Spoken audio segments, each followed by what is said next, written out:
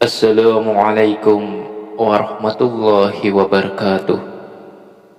Bismillahirrahmanirrahim.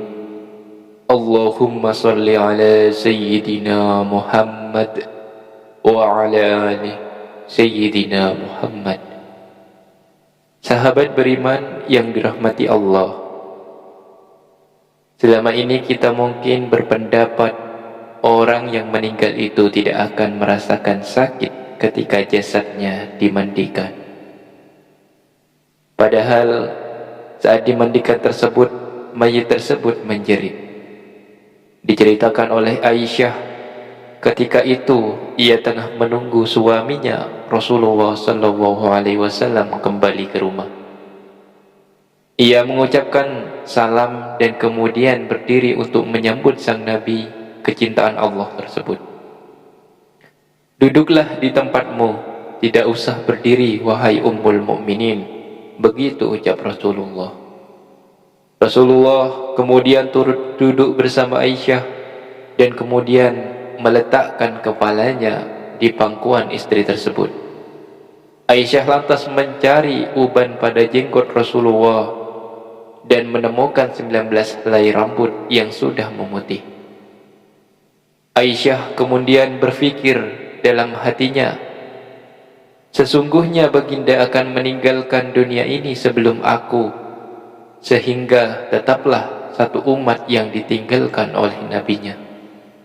Maka ia pun menangis, sehingga mengalir air mata jatuh menitis pada wajah baginda Rasulullah SAW. Sadar terkena tetesan air mata istrinya, Rasulullah pun kemudian terbangun dari tidurnya. Wahai Ummul Mukminin, apa yang membuatmu menangis? Tutur Rasulullah. Aisyah kemudian menceritakan apa yang ia rasakan setelah melihat uban-uban Rasulullah SAW tersebut. Tahukah kamu kondisi apakah yang paling menyusahkan bagi mayit? Kata Rasulullah. Tidak ada kondisi yang paling menyusahkan atas diri mayit dari saat keluar dari rumahnya, anak-anak yang ditinggalkan berada di belakangnya serta menangisinya, kata Rasulullah. Itu memang menyakitkan, tapi masih ada lagi jalan yang pedih dari itu, sahut Rasulullah. Tidak ada kondisi yang lebih berat atas diri mayit dari saat dia dimasukkan dalam liang lahat dan dikubur di bawah tanah. Para kerabat, anak dan istrinya meninggalkannya pulang. Setelah itu datanglah malaikat Mungkar dan Nakir dalam kuburnya. Ujar Aisyah. Baginda kemudian tersenyum simpul mendengarkan jawaban istri itu. Beliau lantas menjelaskan bahwa sesungguhnya saat yang paling berat bagi mayit adalah ketika datangnya tukang memandikan mayit.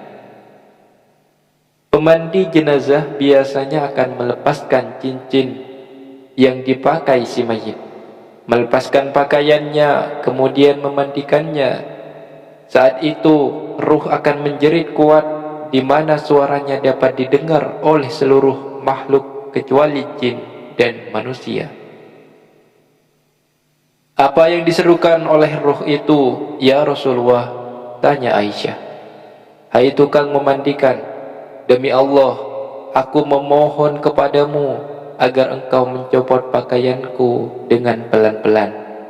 Karena sesungguhnya saat ini aku sedang istirahat dari sakitnya pencabutan nyawa dari malaikat maut. Begitu ungkap Rasulullah. Aisyah kemudian semakin penasaran. Lalu apa yang diserukan lagi oleh ruh? Tanya Aisyah lagi. Hai tukang memandikan, demi Allah jangan engkau tuangkan air panas, jangan engkau gunakan air panas, dan jangan pula air dingin. Sesungguhnya jasadku telah terbakar sebab dicabutnya nyawaku, papar Rasulullah. Lalu ketika dimandikan, apa yang diserukan oleh ruh itu? Tanya Aisyah lagi. Dan ketika dimandikan, ruh itu berkata, Demi Allah, hai tukang memandikan, janganlah engkau pegang diriku terlalu kuat. Sesungguhnya jasadku masih terluka karena keluarnya nyawa. Tutur Rasulullah sallallahu alaihi wasallam. Itulah sakit yang dirasakan oleh mayit. Tentu kita sudah tahu bahwa saat pencabutan nyawa itu rasanya begitu menyakitkan. Bahkan Rasulullah sallallahu alaihi wasallam pun merasakan hal yang sama, dan bekasnya masih terasa hingga saat dimandikan. Jadi, bagi Anda yang suka memandikan jenazah, dengarlah jeritan roh.